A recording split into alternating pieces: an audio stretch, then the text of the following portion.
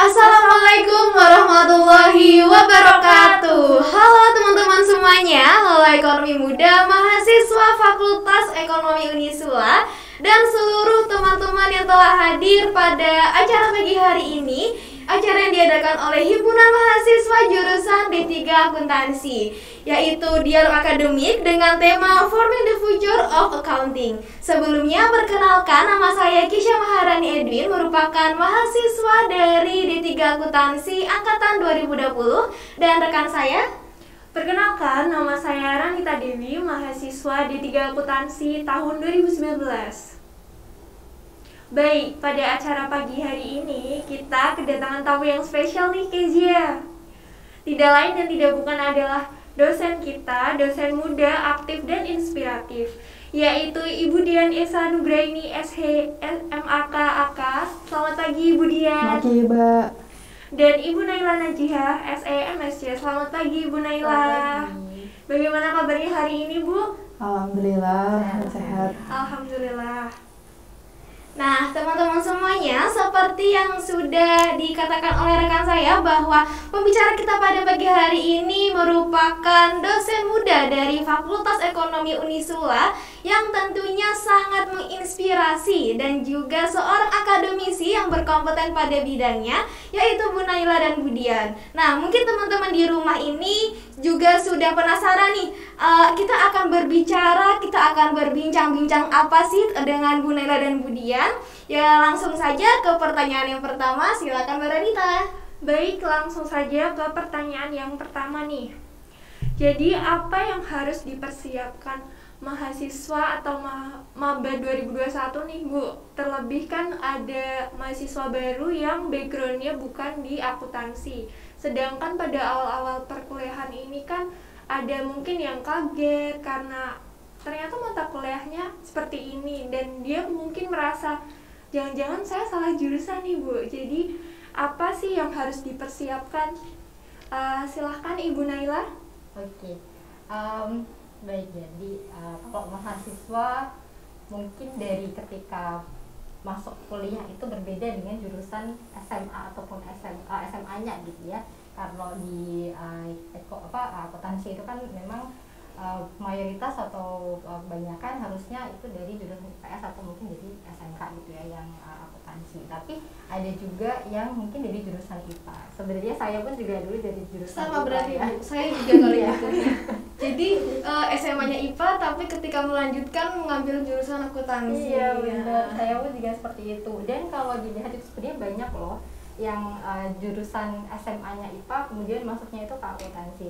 Mungkin cerita sedikit dulu ya. Sebenarnya saya dulu saya punya alasan tersendiri kenapa pada akhirnya saya memilih akuntansi gitu ya. Yang pertama karena memang dulu dari dorongan dari guru saya pada saat SMA ya gitu. Beliau mengarahkan kalau kamu dari IPA dan mau mengambil di jurusan IPS gitu, baiknya itu kamu mengambil akuntansi salah satunya. Dan kemudian yang kedua itu yang menjadi pertimbangan saya pada saat itu adalah kalau kita lihat ya, akuntansi itu sangat luas peluangnya gitu ya. Peluang di masa depannya ketika saya sudah lulus gitu, itu sangat luas gitu. Siapa sih yang butuh akuntansi gitu? Semuanya butuh akuntansi. Mau kerja di perusahaan kecil, besar, nasional, multinasional, kamu mau kerja di Indonesia ataupun di luar gitu, semuanya butuh akuntansi gitu kan. Jadi sebenarnya peluang kerjanya itu sangat luas gitu, sehingga itu yang membuat saya pada saat itu oke gitu, saya yakin mengambil di jurusan akuntansi. Nah kalau untuk yang teman-teman dari IPA gitu ya, mungkin awalnya kalau misalkan kita memang tidak ada basic gitu ya, tidak tahu akuntansi itu bagaimana gitu. Saya pun dulu juga seperti itu pada saat awal. Kemudian sama ke kita ya. Jadi dulu ngeblank gitu pada awal tuh ini apa gitu ya, karena banyak istilah-istilah yang saya belum paham. Nah kalau saya pribadi ya, menurut saya sih sadar diri sih. Jadi kita harus sadar diri gitu. Kita berbeda level dengan teman kita yang dari jurusan IPS. Kalau saya ibaratkan gitu, mungkin ada tangga gitu ya, ada tangga 1 tangga, 2 tangga gitu kan. Kalau kita itu mungkin masih di tangga 1, anak-anak IPA gitu, masih di tangga 1, sedangkan dosen kita itu menjelaskan di tangga yang kedua gitu, materi yang ada di tangga kedua. dan teman-teman kita yang dari IPS itu mereka sudah bisa mencapai di tangga yang kedua, dan sedangkan kita anak-anak IPA itu masih di tangga yang pertama. Mungkin seperti itu kalau diibaratkan ya. Jadi ya kita sadar diri aja sih, kita memiliki kekurangan, kita memiliki tidak memiliki basic gitu, sehingga bagaimana caranya kita bisa mengejar supaya kita bisa sampai ke tangga yang kedua gitu, sehingga ketika dosen menjelaskan ya kita bisa paham gitu. Nah mungkin yang bisa dilakukan ya tadi ketika kita sadar diri dengan kekurangan kita ya, maka kita seharusnya mengejar ketertinggalan kita tadi gitu, belajar lebih ekstra. Mungkin sebelum mulai masuk kuliah nih ya, sebelum mulai kelas maksudnya semalam gitu ya, besok pagi mulai mata kuliah di pengantar akuntansi, mungkin yang banyak istilah akuntansinya. Jadi malamnya kita belajar dulu nih, mungkin tidak harus belajar semuanya ya, baca aja gitu, dan pahami istilah-istilah yang mungkin belum pernah kita dengar, yang kemudian itu pastinya akan dibahas di perkuliahan gitu kan. Seperti contohnya mungkin jurnal gitu. Dulu saya tuh juga nggak paham jurnal tuh apa ya, ada piutang tuh apa ya, saya tuh nggak ngerti gitu. Jadi mau nggak mau ya harus pahami dulu istilahnya, sehingga ketika dosen itu menjelaskan itu, oh iya ini yang saya pelajari loh tadi malam gitu ya. Kemudian yang kedua, mungkin kalian bisa mencari teman senasib gitu ya. Mencari teman senasib gitu. Kalau dulu saya seperti itu, saya cari temen yang sama-sama dari IPA, yang memang kita tidak ada basic dan kita belajar bareng-bareng gitu. Dan saya kebetulan dulu ada teman saya yang kebetulan, kalau dulu offline ya, kalau sekarang ini online ya. Jadi saya memanfaatkan teman saya yang pintar gitu, yang dia dari SMK. Jadi dia pintar banget gitulah ya. Jadi saya belajar sama dia gitu. Ketika pulang kuliah gitu ya, kita belajar dulu gitu, materi yang tidak saya pahami ketika di kelas, saya tanyakan ke dia gitu. Saya memanfaatkan teman yang pintar. Kalau dulu saya seperti itu sih, mungkin seperti itu ya. Iya baik, untuk Bu Dian bagaimana pendapatnya Bu? Kalau Bu Naila tadi kan memang dari SMA memang pingin akuntansi gitu ya Bu? Gimana? Sebenarnya enggak juga. Enggak juga. Agak tersesat, tapi tersesat yang baik gitu. Nah kalau saya malah beda, mungkin teman-teman ini teman-teman mahasiswa juga yang baru masuk misalnya, yang kemarin sudah menjalani kuliah kayak itu, mungkin nasibnya sama seperti saya, yang awalnya daftarnya jurusan apa tapi nggak lolos, nggak keterima. Sama sebenarnya berarti ya, sama. Udah daftar kemana-mana nggak lolos kan? Nggak lolos gitu kan, jurusan IPA, padahal kita udah mau masuknya jurusan IPA, tapi ternyata nggak lolos. Ya udahlah, akhirnya milih Unisula deh, akuntansinya kayak gitu kan. Awalnya terpaksa dulu kayak gitu, awalnya juga saya dulu kayak gitu, awalnya terpaksa. Tapi habis itu, dan pas awal itu kan ya itu tadi yang seperti yang dijelaskan sama Bu Naila itu kan, kita yang masih bingung apa debit kredit, padahal pas awal itu ya kelihatan yang lainnya juga jurusan IPS apa SMK kayak gitu kan, ada pertanyaan biasanya ada dosen kayak gitu. Terus biasanya yang itu yang IPS, yang SMK yang nanti akan unjuk diri, Pak kalau debit kreditnya yang double entry, single entry itu apa ya? Apa? Saya kayak gitu sama, benar-benar yang nggak tahu istilah-istilah accounting gitu kan. Tapi setelah ini yang awalnya terpaksa, terus kita jalani terus, yaitu tadi yang kita belajar dari yang memang sudah pintar awalnya, terus kita bareng-bareng sama yang teman-teman yang memang sama-sama dari jurusan IPA juga, terus akhirnya kok ternyata enak, ternyata accounting tuh ya asik gitu kan. Apalagi kalau IPA itu biasanya kan hitung-hitungan, suka hitung-hitungan juga gitu kan. Jadi sebenarnya kita udah sudah biasa buat ngitung-ngitung gitu ya, suka gitu kan sama hitung-hitungan. Makanya di accounting tuh nggak terlalu yang wah berubah banget nih dari yang dulu gimana IPA terus ini. Jadi yang penting ada kemauan untuk belajar itu sih, yang sama-sama nasibnya sama gitu, yang sama-sama dari IPA misalnya belajar sama yang memang sudah pintar itu nggak masalah. Nanti kalau udah ketemu asiknya itu ya nanti kita bisa jalan sendiri, malah kadang bisa mengejar teman-teman yang dari IPS sampai SMK itu Iya, sih. benar sekali. Oke, jadi gini Mbak Rita, kita memilih pembicara yang tepat berarti ya. Jadi kita memilih pembicara yang dulunya sama-sama juga bukan dari basic ilmu ekonomi ataupun akuntansi gitu.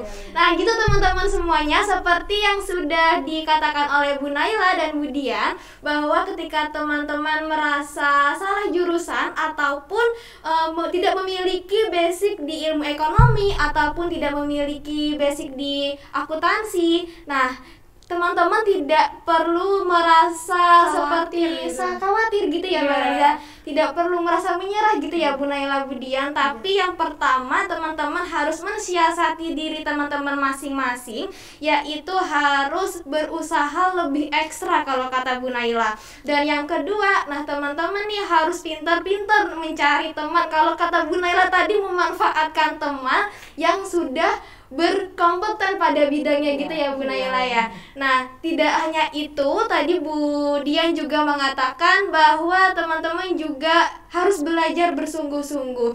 Jadi tidak ada kata menyerah ya Bu Dian, Bu Naila ya. Nah, tapi menurut dari pandangan Keisha nih Bu Dian sama Bu Naila, ada di sekitar Keisha, bahkan teman sekelas Keisha sendiri itu kayak merasa kan, apalagi Keisha ini udah semester 3 ya, mungkin dari semester 1 ataupun semester 2 itu belum seperti terasa, masih kayak pengantar dasar gitu. Nah, dari semester 3 ini kayak udah mulai pembelajarannya lebih berat lagi, ataupun juga pengetahuan tentang akuntansinya itu juga lebih luas, lebih dalam. Nah, bahkan ada suatu titik di mana teman-teman, bahkan Keisha pribadi itu kayak ngerasa kayak udahlah gitu loh. Nah, gitu gimana sih Budi sama Bu Naila? Gimana tipsnya biar kayak kita tuh jangan kayak gitu loh? Gimana Bu? Mungkin dari Bu Dian dulu bisa menjawab. Jadi kalau yang tadi itu, kalau awal mungkin kita kalau yang jurusan IPA kayak itu masih ya ini ya tingkatannya tadi yang seperti yang Bu Naila bilang itu tingkatannya berbeda dari teman-teman yang SMK dan yang ini jurusan IPS kayak gitu kan. Tapi setelah nanti semesternya lebih tinggi, akhirnya kita jadi posisinya sama. Makanya ya memang akhirnya kan jadi temennya yang seperjuangan tuh banyak kan. Ya udah, berarti ya caranya itu memang harus belajar itu sih. Jadi kalau sekarang itu kita online tuh juga tidak menghalangi kita terus belajar kelompok. Sekarang banyak juga kok media-media untuk kita tetap belajar bareng kayak gitu juga. Kalau offline mungkin ya langsung ketemu gitu kan, tapi kalau online ya nggak masalah, tetap belajar bareng aja. Memang ya salah satu ininya. Dan kita belajar tuh nggak cuma hanya di kuliah aja, sekarang kayaknya banyak juga platform-platform di YouTube, terus banyak juga website yang menyediakan ini materi-materi kuliah juga. Jadi ya kita jangan terfokus hanya belajar yaudah cuma di pas kuliah kayak gitu, tapi kita harus belajar di banyak banyak media melalui YouTube di mana kita memang harus belajar terus itu sih. Gitu. Kalau saya sih setuju sama Bu Dian ya gitu. Jadi kita jangan hanya kepatok belajar itu hanya di dalam kelas saja gitu. Jangan kepatok kalau belajar itu pada saat kita kuliah di kelas, mendengarkan penjelasan dari dosen, itu jangan hanya seperti itu gitu. Kemudian kalau tadi yang disampaikan sama Mbak Keza mungkin belum legowo gitu ya, masuk di akuntansi gitu ya, masih berat hati gitu, kok saya di sini sih saya tuh tersesat, mungkin masih ngerasa seperti itu gitu ya. Kuncinya sih kalau menurut saya ikhlas Mbak. Ikhlas. Iya, Harus ikhlas gitu. Karena kan gini, kalau saya sih ya harusnya kita sebagai muslim gitu ya, itu kita harus percaya bahwa apa yang kita jalani sekarang itu adalah takdir dan jalan yang sudah ditentukan sama Allah gitu kan. Kita punya sudah ada jalannya, sudah digarisi gitu ya Bu ya. Dan insya Allah sudah terbaik ya Bu. Iya, sudah yang terbaik gitu. Ketika kita sudah diberikan pilihan gitu ya, ibaratnya tuh gini sih, kita masuk di dunia kuliah itu kan kita menanam ya. Jadi menanam atau mengumpulkan bekal untuk masa depan kita gitu ya. Ketika nanti kita sudah lulus kuliah itu kan kita akan masuk ke dunia kerja. Pada saat kita masuk ke dunia kerja itu kan kita harus punya bekal gitu kan. Nah, bekalnya itu kan kalian kumpulkan ketika masih ada di perkuliahan gitu. Nah, kalau misalkan sudah sampai semester 3 tapi itu masih berat rasanya gitu ya, masih itu berarti belum ikhlas gitu, belum menerima takdir gitu. Kalau kalian sudah ikhlas, sudah menerima takdir, maka seharusnya yang kalian lakukan adalah ya sudah gitu, ini jalan saya dan memang jalan yang saya lalui itu berbeda sama yang lainnya. Kalau yang lain mungkin mereka gampang aja gitu ya, mulus gitu. Perjalanan orang kan beda-beda ya. Tapi kalau saya jalannya itu lika-liku gitu. Nah, tergantung bagaimana kita bisa nggak melewati jalan itu dengan baik gitu sih. Jadi harus ikhlas dan ikhlas. Kalau misalkan kita ikhlas dan kita sadar gitu ya bahwa oke, jalan kita di sini, jalan saya di sini, ya berarti bagaimana caranya saya harus bisa melewati ini gitu. Jangan sampai ketika nanti sudah lulus gitu ya baru nyesel gitu, kok saya kemarin nggak sungguh-sungguh ya, kok saya kemarin ini ya itu ya lulusnya lama, sampai lulusnya lama gitu, dan sampai nanti ketika lulus susah cari kerja dan sebagainya. Jangan sampai seperti itu gitu. Pikirkan masa depan gitu, jangan pikirkan yang sekarang gitu. Pikirkan nanti apa yang akan kamu peroleh di masa depan. Karena apa yang kamu peroleh di masa depan itu adalah apa yang kamu lakukan pada saat ini gitu ya. Jadi seperti itu aja, itu sih. Oke, jadi kuncinya itu adalah ikhlas dan legowo gitu ya Bu? Iya, lebih ke ikhlas dan memikirkan masa depan ya. Jangan terpatok pada sekarang kan. Kalau sekarang mungkin nggak enaknya dulu ya Bu. Mungkin nanti kalau misalnya kita udah terbiasa berusaha, pasti akan ada hasilnya. Terus juga buat teman-teman di rumah, tadi juga ada pesan dari Bu Dian, jangan hanya belajar di perkuliahan. Kan sekarang di teknologi kayak gini kan banyak banget media-media belajar yang mendukung. Contohnya Fakultas Ekonomi Unisula sendiri kan sudah ada Kolifaskul ya Bu. Nah di situ kan banyak materi-materi yang mungkin bakal membantu banget teman-teman buat memperdalam ilmu akuntansinya. Terlebih lagi seperti Kezia tadi kan masih gimana nih, kayak ngerasa semakin berat.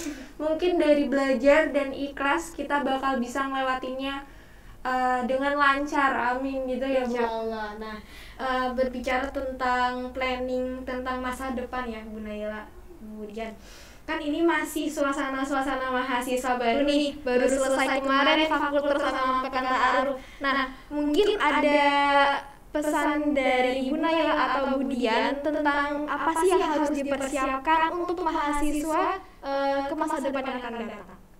Boleh Bu Naila dulu? Oh iya. Jadi gini ya, kalau saya tuh mungkin kalau yang kalian sudah pernah ikut kelas saya itu mungkin pernah mendengar saya ceramah ini.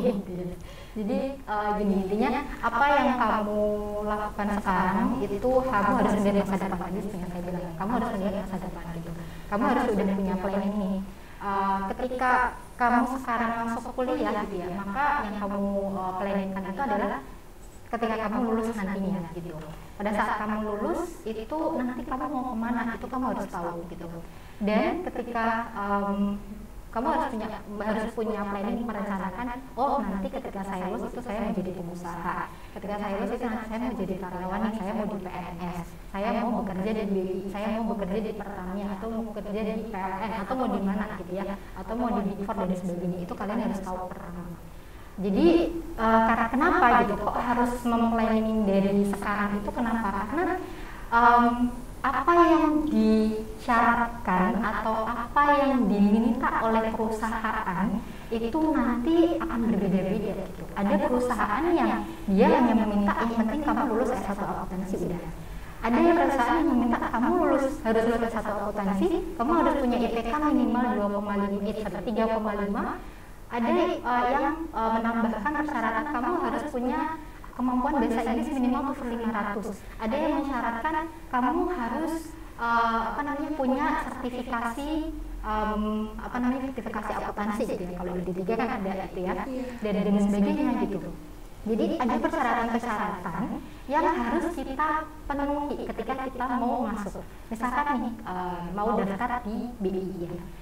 BI itu kamu mau daftar di BI, nanti ketika kamu lulus kamu sudah tahu belum syarat-syaratnya. Nah, Kalau misalkan kamu belum, coba cari tahu syarat-syaratnya. Kenapa? Kamu masih punya kesempatan, misalkan ya, di BI itu IPK-nya nanti kalau misalnya saya mau daftar di sana, IPK-nya harus minimal 3,5. Kalau sekarang IPK kamu itu masih 3,0 ya, kamu semester 3 misalkan IPK kamu masih 3,25 misalkan.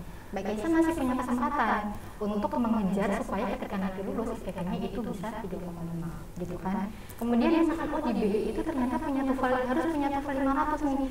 Mbak Aisyah coba tes TOEFL-nya tuh sekarang berapa? Masih 450. Kamu masih punya kesempatan 2 tahun ya untuk mengejar supaya TOEFL itu bisa 500 gitu. Jadi kamu harus planning dari sekarang. Coba lihat di di lowongan pekerjaan gitu ya. Kalau misalkan mau daftar di sini itu syaratnya apa saja.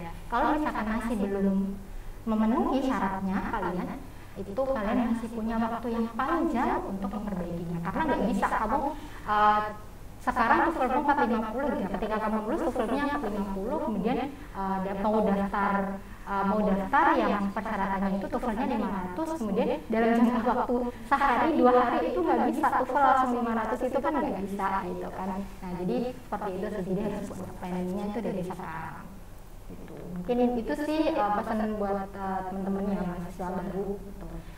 Silakan dimulai direncanakan. Mungkin kalau dari Rubian? Kalau saya ini sih mau sharing aja, kalau dulu itu saya juga sama seperti Bu Naila yang memang dari awal kita udah tahu nih kita mau apa gitu kan. Jadi kalau misalnya dulu saya memang ada pandangan untuk jadi dosen. Jadi dari awal memang ya ini ya pelatihan public speaking-nya gitu kan. Kebetulan kan kalau di sini di Unisula itu kan ada asdos yang dari mahasiswa gitu juga kan.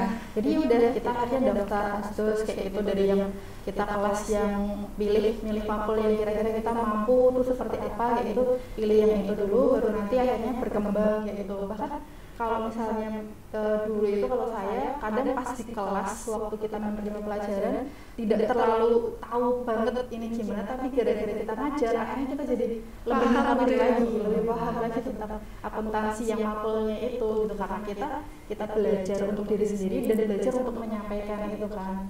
Terus itu tadi public speaking, kemudian ya walaupun memang kan kalau saya itu sebenarnya juga pribadinya introvert, tapi kita harus belajar untuk menyampaikan kayak gitu kan, untuk public speaking kayak gitu. Jadi ya itu ya dari asdos, kemudian saya juga dulu ikut tes bahasa Inggris yang conversation kayak gitu. Jadi memang sudah kalau mau jadi apa ya kita planning dari awal tuh seperti apa kayak gitu jalannya. Kalau ini berarti harus latihan apa kayak gitu, sampai akhirnya ya walaupun pas saya lulus itu sebelum jadi dosen itu juga mendaftar di mendaftar di perusahaan kayak gitu, tapi melihat kita itu latihan kita tuh sebagai dosen kayaknya ditanyain lah kenapa nggak jadi dosen aja gitu, karena tadi kita udah planning jadi itu, terus mau melenceng sedikit aja nanti udah langsung ketahuan harusnya jadi dosen, soalnya udah persiapannya jadi dosen gitu. Akhirnya ya udah yang setelah lulus S2 malah dapat tawaran dari sini gitu. Jadi nanti ini ya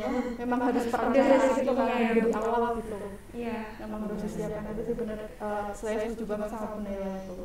Nah, jadi buat teman-teman di rumah nih, dari awal kita harus punya planning ke depannya mau jadi apa, dan mencari info apa yang harus dipersiapkan dari sekarang. Mungkin kalau ada nilai yang agak kurang, kita pasti bisa perbaiki di semester ke depan juga.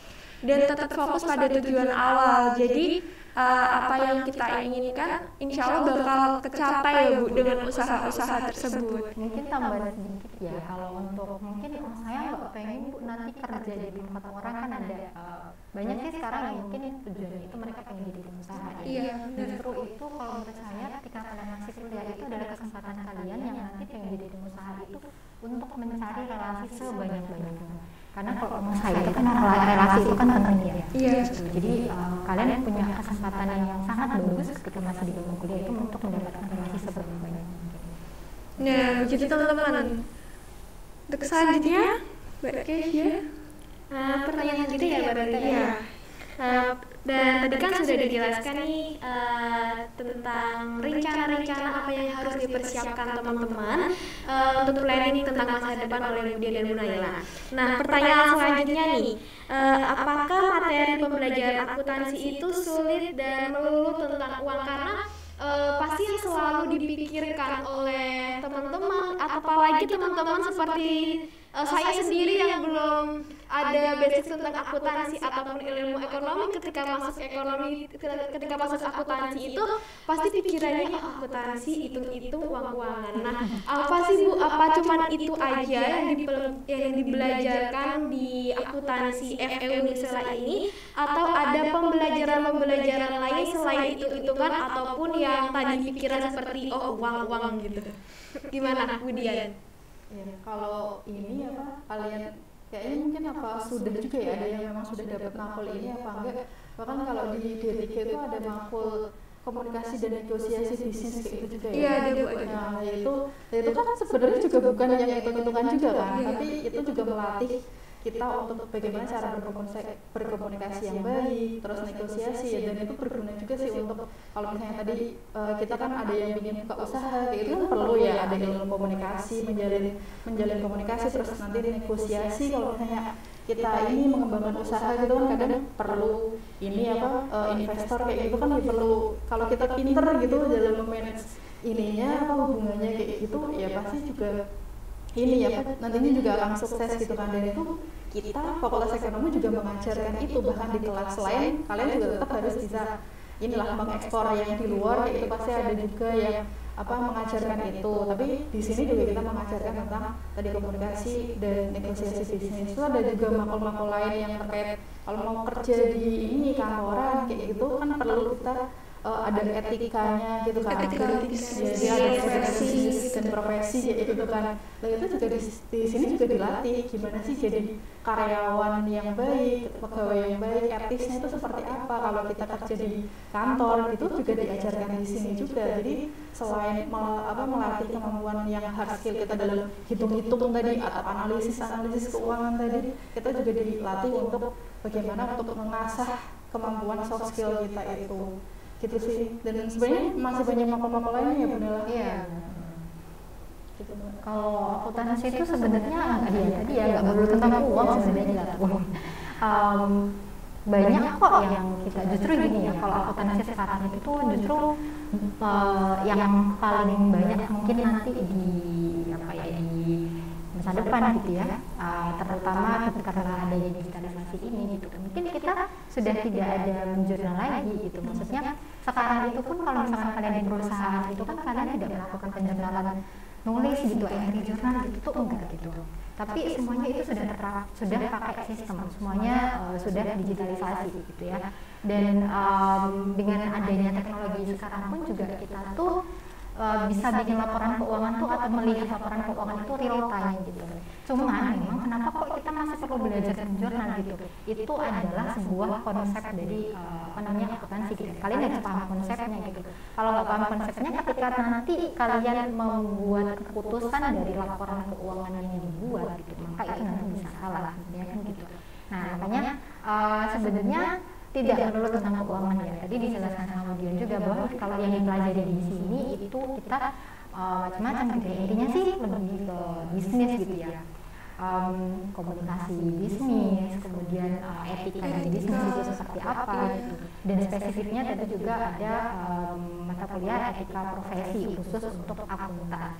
Nah, kemudian untuk jadi kalau tadi ya untuk etika akuntan juga ada. Kemudian, nah kalau yang di nantinya gitu sebenarnya untuk profesi akuntansi itu mungkin yang akan banyak dipakai atau banyak dicari itu mungkin akan lebih ke analisis gitu ya. Jadi tidak sekedar hanya membuat laporan keuangan saja, tetapi bagaimana kita itu bisa membaca isi dari laporan keuangan, bagaimana kita bisa menginterpretasikan angka-angka yang ada di laporan keuangan gitu. Kita punya apa namanya, kita punya aset gitu ya, kita punya aset sebesar ini dan kita punya hutang sebesar ini, itu maknanya apa? Kita punya kas sebanyak ini dan kita punya hutang yang harus kita bayar sebanyak ini, itu maknanya apa? Itu yang paling penting sebenarnya. Jadi tidak hanya sekedar bagaimana kita membuat laporan keuangan saja, tapi kita juga harus paham nih angka-angka yang ada di laporan keuangan itu maksudnya apa gitu. Tadi itu sih mungkin tadi sambung saldonya juga udah dijelaskan. Iya benar sekali. Jadi kalau kita kerja di kantor misalnya apa di perusahaan kayak gitu, mungkin di luar orang yang di luar akuntansi bisa mengerjakan menggunakan sistem tadi itu. Tapi orang akuntansi itu punya kelebihan karena kita paham itu bagaimana gitu, maksudnya yang tadi aset itu seperti apa, terus tadi yang kalau misalnya ekuitas, liabilitas kayak gitu seperti apa itu, yang kita orang akuntansi lebih paham daripada mereka yang hanya menggunakan sistem itu, karena tadi yang kita biasanya nanti dimintanya untuk menganalisis ini tuh seperti apa gitu, tidak hanya pengguna sistem tapi kita memang ya kita yang punya model ininya, ilmu dasarnya itu gitu sih. Jadi sebenarnya Pak Bima ya, digital itu mempermudah kita sebenarnya, itu bukan apa ya, disruption bisa jadi gitu, tapi kalau kita bisa melihat itu sebagai peluang sebenarnya itu bagus gitu sih. Dan apa namanya, itu memudahkan kita kan untuk menyusun laporan keuangan sebenarnya kan, dan kita lebih fokus ke ya kita karena pengambilan keputusan itu tidak bisa dilakukan oleh sistem, pengambilan keputusan itu tetap dilakukan oleh manusianya, oleh akuntannya. Oke, jadi gitu ya teman-teman. Mungkin teman-teman yang memiliki pandangan atau pikiran bahwa akuntansi itu adalah pembelajaran uang gitu ya, hitung-hitungan juga ya Mbak Ranita ya, bahwa tidak seperti itu di Fakultas Ekonomi Unisula. Pembelajaran tentang program studi akuntansinya itu juga diajarkan seperti etika dan komunikasi bisnis, negosiasi, agar teman-teman juga paham nanti untuk mengimplementasikannya ketika di dunia kerja. Seperti itu Mbak Ranita. Iya, gitu kayaknya. Nah, kemudian pertanyaan selanjutnya nih Bu, kan kita sudah menjalani kuliah online ini kurang lebih 2 tahun ya Bu, karena sebentar lagi mungkin bakal ada wacana offline. Nah, untuk teman-teman ini bagaimana ya Bu persiapan yang baik untuk mengikuti kelas offline atau perkuliahan offline, karena kan pasti sudah terbiasa online yang tadinya apa-apa santai jadi lebih harus bangun pagi buat ke kampus atau gimana. Nah, seperti itu Bu. Untuk Bu Nela? Persiapannya jadi mungkin kalau untuk offline itu tidak tidak terlalu berbeda mungkin ya. Cuman hanya mungkin ya kita kalau di rumah itu kan mungkin kuliah jam 7 gitu. Kita bisa persiapan itu jam 7:15 gitu ya. Kita harus berpersiapan gitu. Tapi ya kalau nanti sudah offline ya tidak bisa seperti itu gitu. Kalau misalkan kita harus mempersiapkan diri kita itu lebih awal lagi gitu kan. Kemudian mungkin juga yang harus dipersiapkan ini ya, karena sebelumnya mungkin belum pernah ketemu sama dosen-dosennya gitu kan, nanti di kelas itu baru ketemu sama dosen-dosen sama teman-teman gitu. Intinya adalah adaptasi gitu, persiapkan diri untuk bisa beradaptasi gitu, beradaptasi dengan kebiasaan yang baru lagi gitu ya. Sebelumnya kita membiasakan diri dengan new normal, nanti kita akan membiasakan diri dengan new normal lagi gitu. Jadi siapkan diri untuk bisa beradaptasi dengan lingkungan yang baru, dengan sistem pembelajaran yang baru gitu sih. Untuk dari Bu Dian sendiri? Ya, kalau menurut saya malah kalau dulu saya zaman kuliah itu malah justru offline terus kan, dan menurut saya malah lebih asik. Jadi kalau kita belajar bareng sama teman-teman kayak itu menurut saya malah lebih asik gitu daripada belajar sendiri di rumah. Ya setuju banget, saya juga pernah offline cuma 2 semester. Berbeda dengan saya ya, sejak maba langsung online. Angkatan pertama corona Bu. Iya, jadi lebih asik sebenarnya. Jadi kalau misalnya nanti kita belajarnya offline kayak gitu kan, ketemu sama teman-teman kayak gitu, ada hiburannya lah, kita ke kantin bareng-bareng, terus habis itu nanti baru belajar bareng-bareng itu. Menurut saya lebih asik sih kalau kalau offline kayak gitu. Kemudian ya komunikasinya kayak lebih real aja. Kadang kan kalau misalnya online kayak itu ada terhalang sinyal, susah putus-putus kayak gitu, kayak diharapkan nanti kalau yang offline itu malah kita bisa lebih fokus menerima ini kuliah gitu kan. Terus ya udah tidak ada jarak kayak gitu, tidak ada halangan. Kalau misalnya ada yang kurang jelas kayak gitu bisa langsung bertanya sama dosennya atau sama teman-teman yang mungkin lebih paham kayak gitu. Itu lebih asik menurut saya, malah Lebih lancar lebih komunikasinya. lancar juga. Lebih mudah juga gitu. Iya. Jadi buat teman-teman untuk mempersiapkan offline, kita lebih persiapan ke diri sendiri ya, untuk lebih disiplin, mungkin lebih aktif lagi kepada dosen-dosen kan. Apalagi kita belum pernah ketemu secara langsung ya, pasti bingung, Bu Naila yang mana ya, mejanya sebelah mana ya, pasti kan ada hal-hal seperti itu. Tapi pengalaman pribadi nih, Mbak Rarita, kan semester 2 yang lalu saya diajar oleh Bu Dian ya kebetulan ya. Nah, baru kali ini bertemu dengan Bu Dian karena sebelumnya saya offline terus ketemu, oh ini Bu Dian ya gitu. Jadi kayak lebih ada rasa ya, lebih ada ada ya Bu Dian gitu.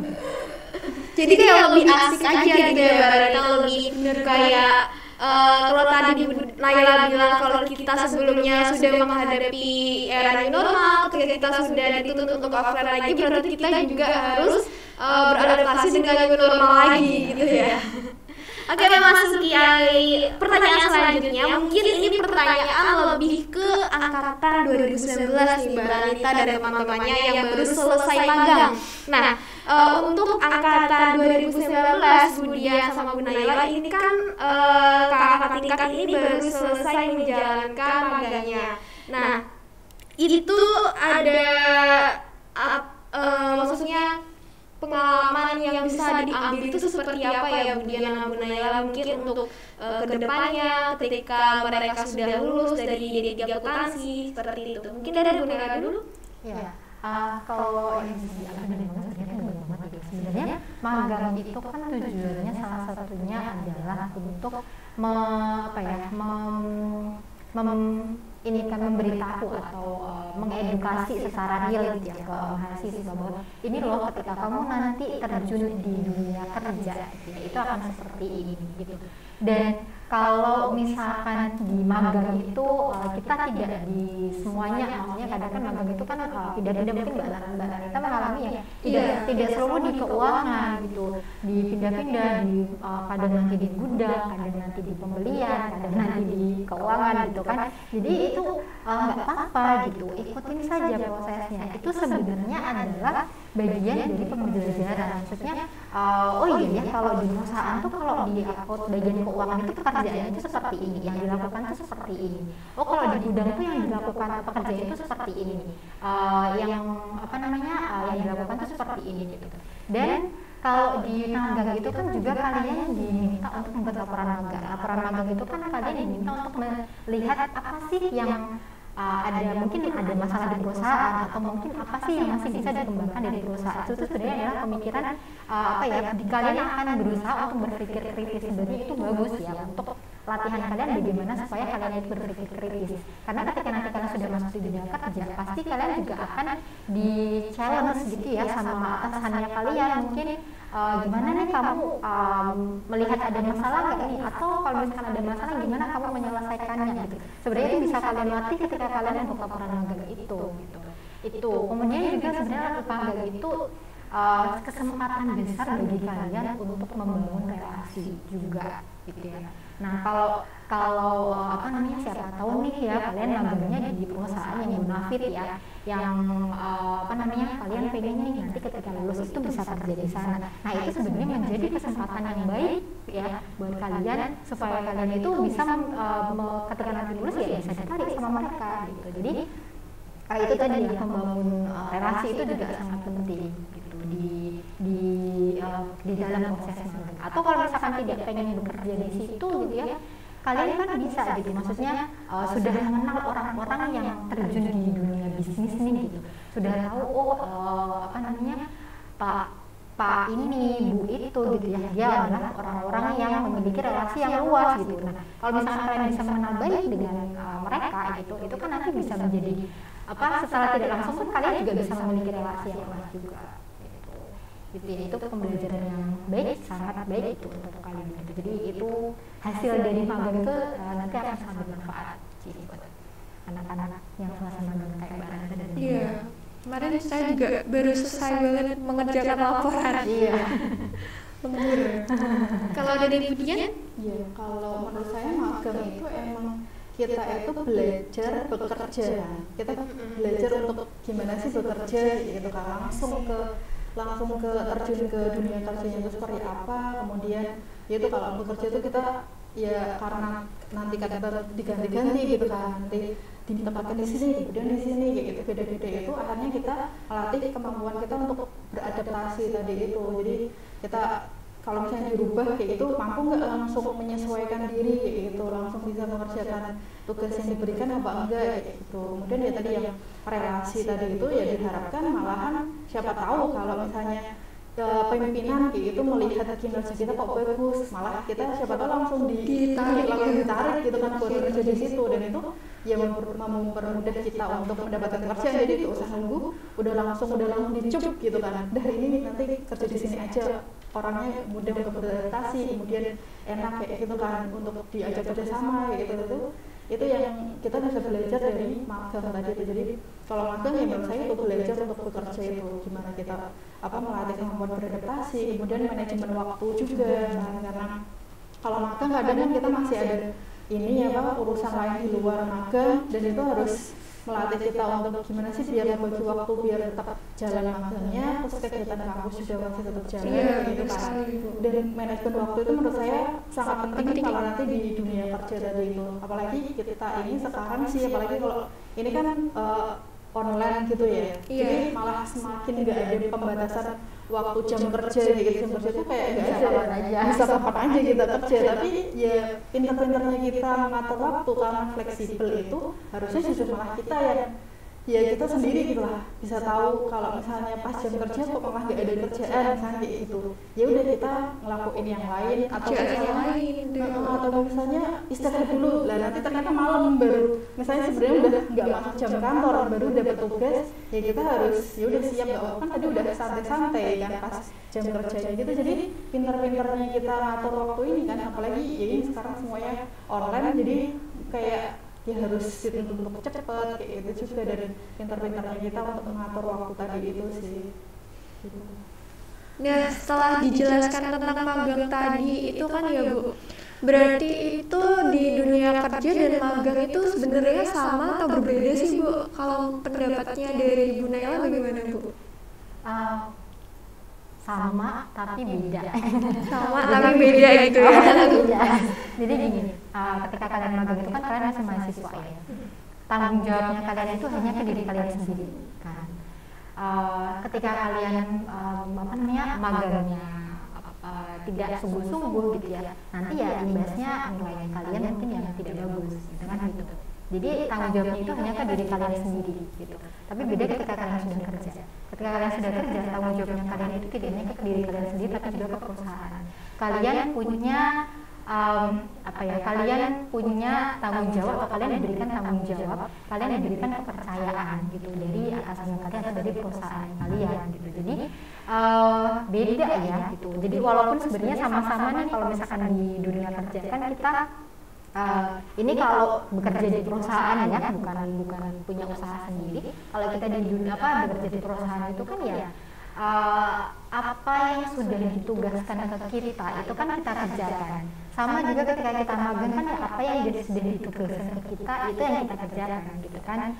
Dan kalau misalkan tapi ya itu tadi, kalau ketika kita magang ya kita mau mengerjakan seperti apa, itu imbasnya itu nanti hanya sudah misalkan kita mengerjakannya asal-asalan ya paling supervisor magang paling ini bagus kinerjanya gitu, nanti kasih nilai jelek aja udah selesai. Tapi beda kalau misalkan kalian sudah bekerja di situ, menjadi kalian di situ, ketika kalian dikasih tugas misalkan yang bikin laporan keuangan, kalian bikin laporan keuangan yang asal-asalan, itu imbasnya besar sekali ke perusahaan gitu.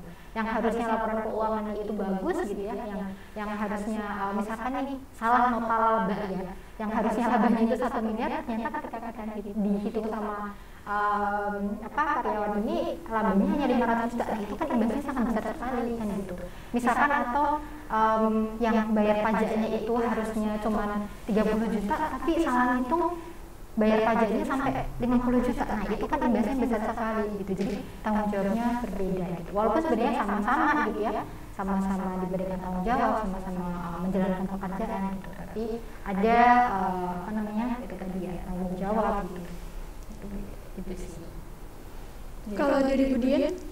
Ya kalau dari saya itu sih memang mirip, tapi beda itu karena kalau dunia kerja dan kita memang sudah punya tanggung jawab perusahaan itu otomatis malah jadi lebih berat. Jadi kayak kita ya menganggap kalau kerja itu lebih berat daripada yang pas magang gitu kan, karena tingkat toleransi tadi itu kalau misalnya kita magang terus ada kita kesalahan balik yaitu nanti kan pasti dilihat sama supervisor, ya udah dinilai jelek gitu kan, nanti berarti nilai yang didapatkan di kuliah itu untuk magang berarti jelek. Tapi kalau kita ini sudah memang benar-benar bekerja itu ya kalau kita tidak jelek bisa aja malah kita nanti ini bisa dipecat atau apa kayak gitu, apalagi kalau kesalahan yang tadi itu sampai masalah keuangan, bayar pajak kelebihan kayak gitu, buat laporan keuangan itu tadi sembarangan itu. Jadi ya itu karena tingkat toleransi akhirnya tanggung jawabnya juga akan berbeda kan, kita harus lebih bertanggung jawab lagi kalau misalnya kita sudah memang benar-benar bekerja tadi itu. Makanya ya itu harus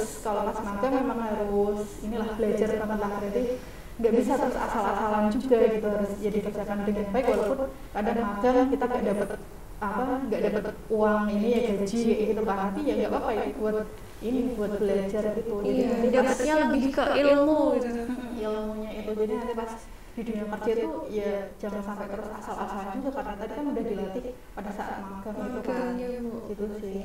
Jadi buat teman-teman di rumah nih, untuk magang dan dunia kerja itu ada miripnya ada enggaknya ya, sedikit berbeda. Karena kalau magang sendiri kan pasti tanggung jawabnya untuk diri sendiri dulu, dan sedangkan kalau di dunia kerja tanggung jawabnya itu lebih ke perusahaan, dan semua itu bakal menjadi beban sendiri untuk kita yang sudah ada di dunia kerja. Seperti itu ya Bu.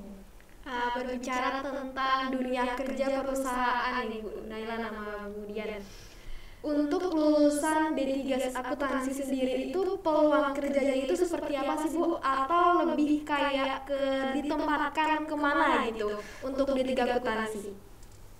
Mungkin Bu Naila dulu. Oke. Kalau peluang kerja itu seperti yang saya bilang tadi, akuntansi itu peluang kerja itu luas sekali gitu. Kalau di kita sendiri ya, di FS sendiri itu kan kita sudah bahkan memfokuskan juga ya mahasiswa itu ketika lulus itu nanti kemana gitu.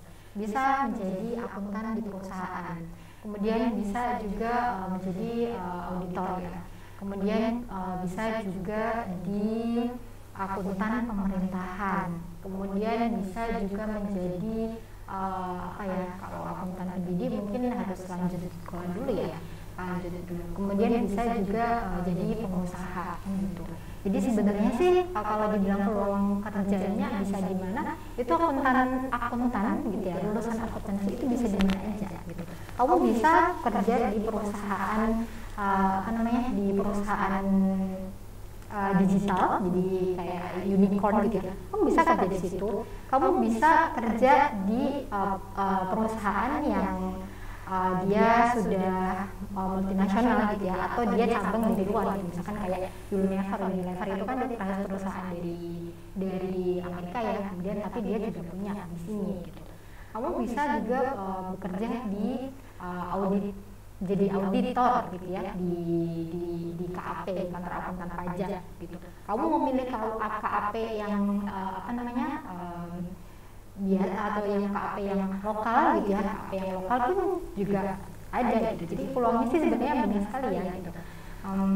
Luas sekali, dan kalau kalian lihat mungkin nggak tahu ya zamannya kalian kan nanti masih ada. Jadi kalau dulu ketika saya itu lulus, ketika saya lulus S1 dulu tuh ada job street gitu ya, job street, kemudian itu semacam informasi tentang lowongan kerja gitu.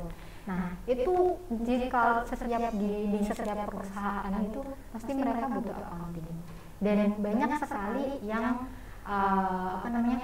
ketika ada lowongan pekerjaan gitu ya, itu pasti salah satunya yang dibutuhkan itu lulusan akuntansi. Itu jadi peluangnya luas banget. Itu nggak usah khawatir. Iya.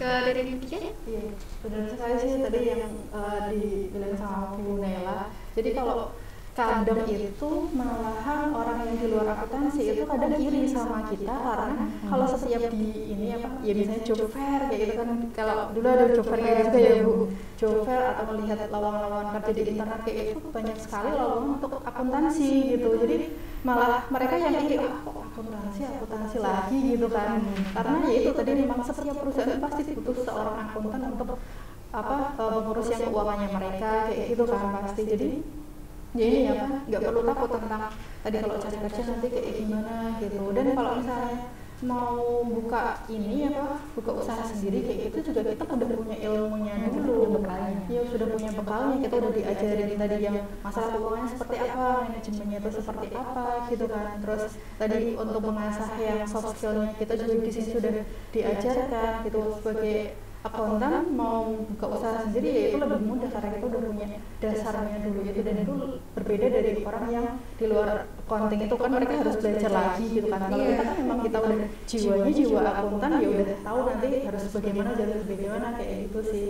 Jadi nggak perlu takut nanti pokoknya kalau misalnya cari-cari dan coba, kalau misalnya nanti kalau kita udah selesai itu kan biasanya ada job fair kayak gitu, pasti ada accounting udah banyak opsi, udah tinggal masukin aja sesuai dengan yang kualifikasinya kita itu kan, dan jadi diharapkan nanti mudah mendapatkan pekerjaan sih.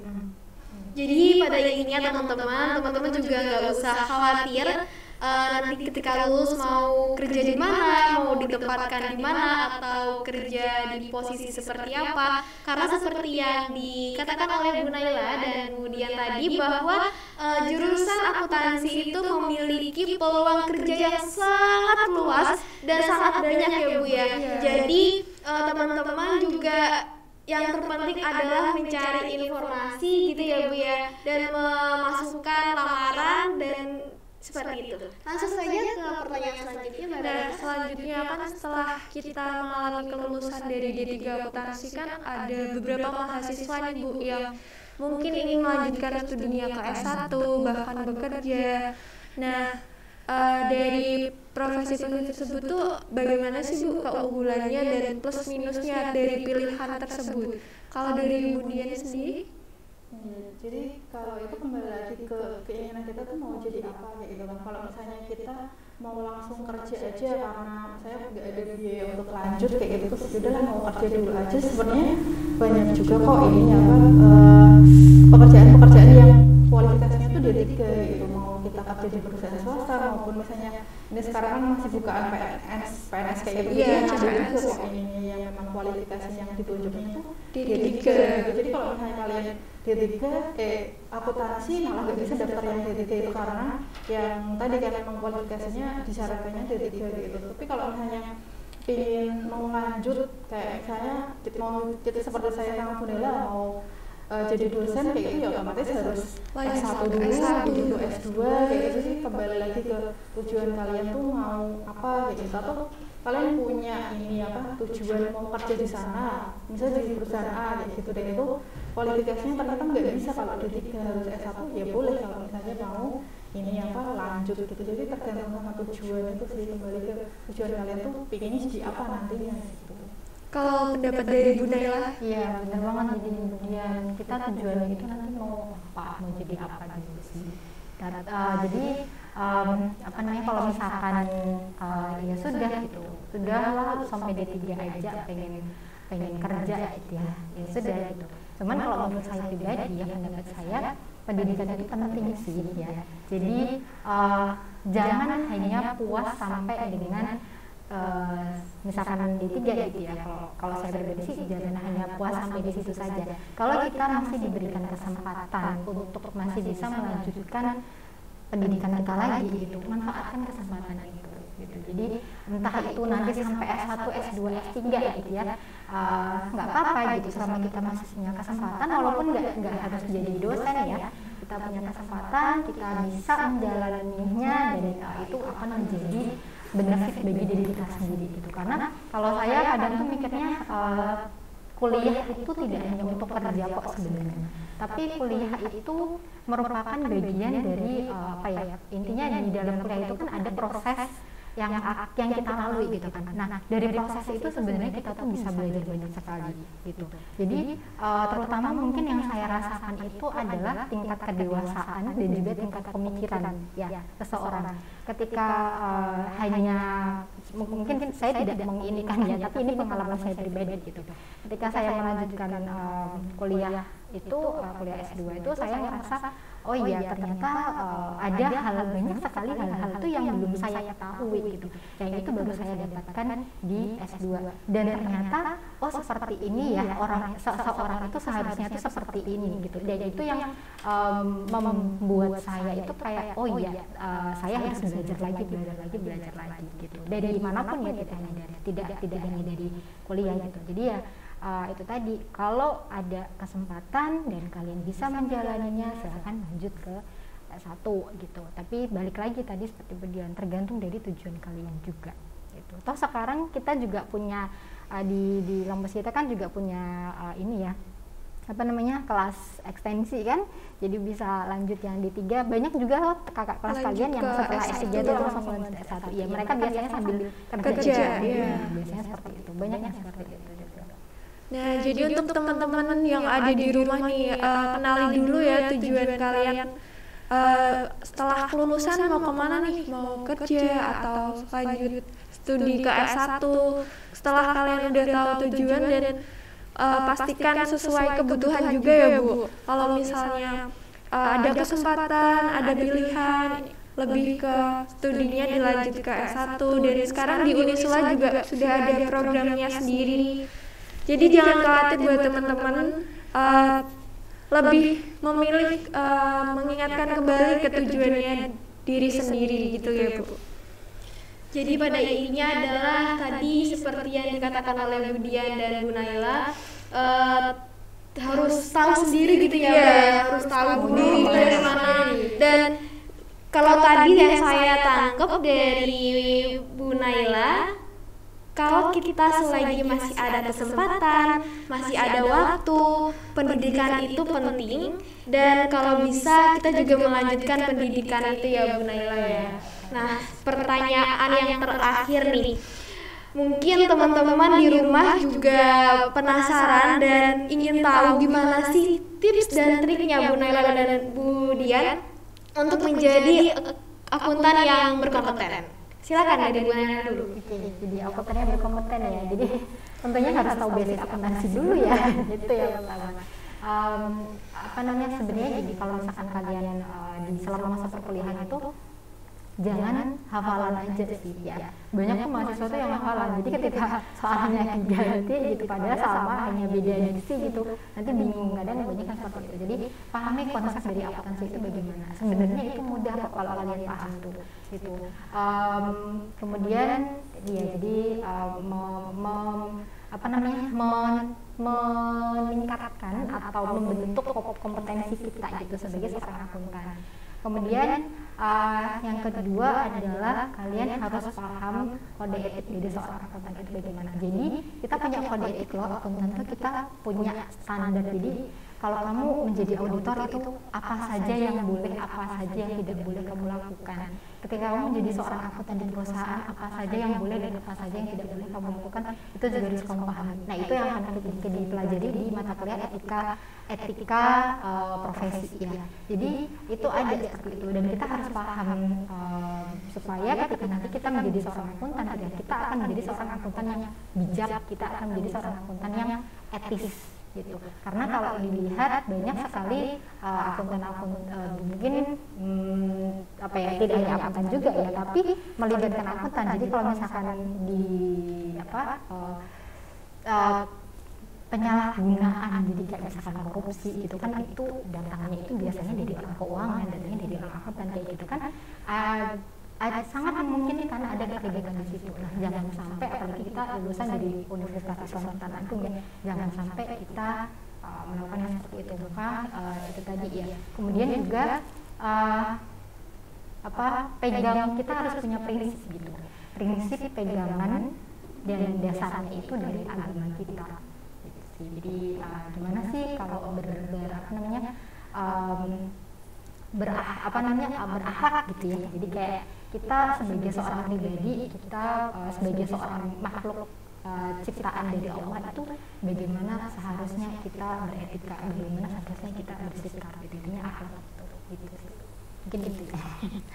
Iya, jadi kalau saya setuju banget sama Bu Naila. Jadi kita ini tadi melatih dirinya itu juga bisa dari kampus, terus setelah lulus jangan terus berhenti untuk belajar tadi itu, karena kalau misalnya di accounting sendiri, di akuntansi sendiri itu nanti akan ada perubahan terus biasanya di regulasinya kayak gitu juga akan ada perubahan. Jadi kalau untuk kita menjadi akuntan yang kompeten ya harus meningkatkan kompetensi kita itu tadi. Jadi bisa melalui kalau misalnya kita mau meneruskan di jenjang pendidikan yang lebih lanjut, atau misalnya ikut di kayak semacam kursus-kursus atau sertifikasi kayak gitu diikuti. Jadi apalagi kalau yang GTP itu juga ada ini kan ya ujian kompetensi itu ujian kompetensi untuk ini untuk meningkatkan kompetensi kita dengan ditunjukkan dengan sertifikasi itu. Jadi perusahaan kalau misalnya lihat juga ternyata ini kompeten kok untuk menyusun laporan keuangan kayak gitu juga. Jadi ya ini sih jangan berhenti untuk belajar sih, untuk meningkatkan kompetensi kita untuk menjadi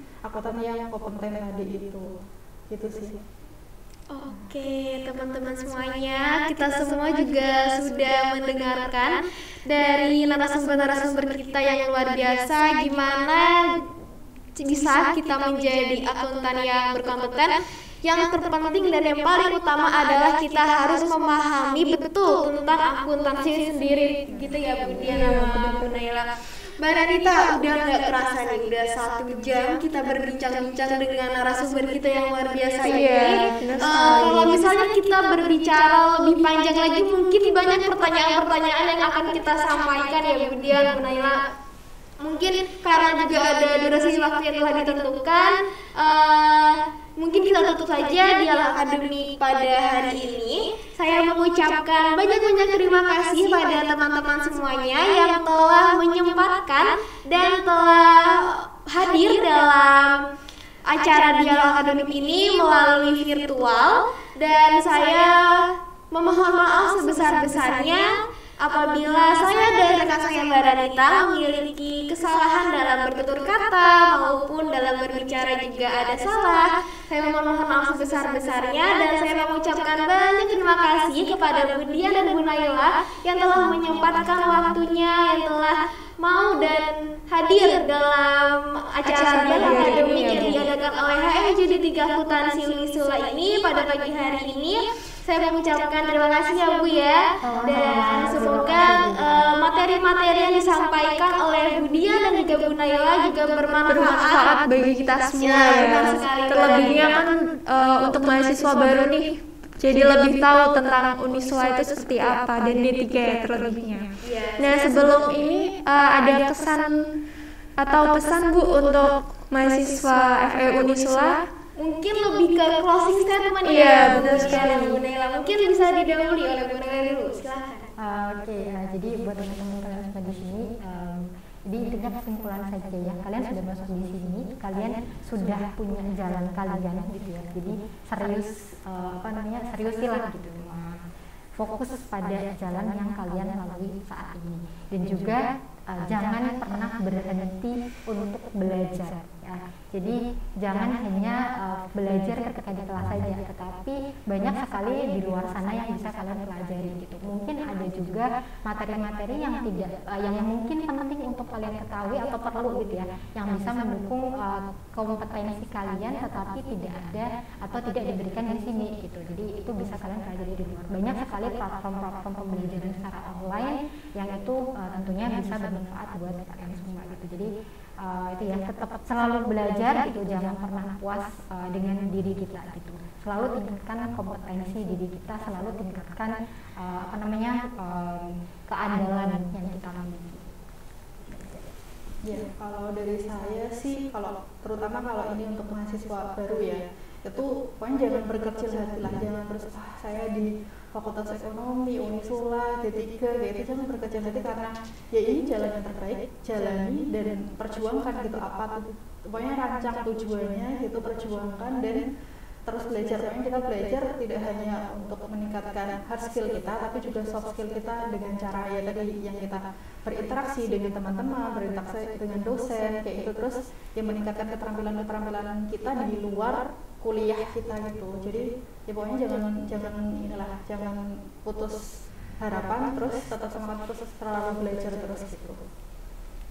Oke teman-teman semuanya, tadi yang sudah dipesankan oleh Bu Dian dan Bu Naila, teman-teman juga harus tetap semangat dan jangan menyerah. Belajar juga ya, selalu taati protokol kesehatan juga.